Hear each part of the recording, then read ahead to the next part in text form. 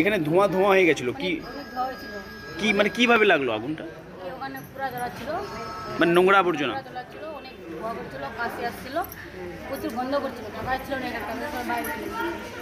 তারপরে পাইপ এনে ওখানে সব আগুন টাগুন মিশালো, তারপর ধোয়াটা একটু ঘটলো, তারপর সবাই এখানে ছিল, অনেক গন্ধ করছিল।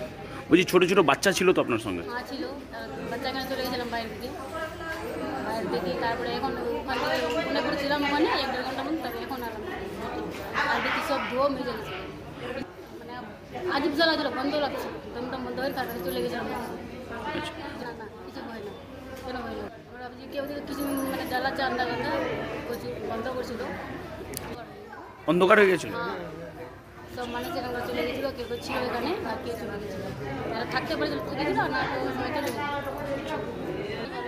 পাইপ আসলে জলে আগুন আচ্ছা মাসুদা মাস খাতুন, আচ্ছা বাড়ি কোথায়? সিমলা।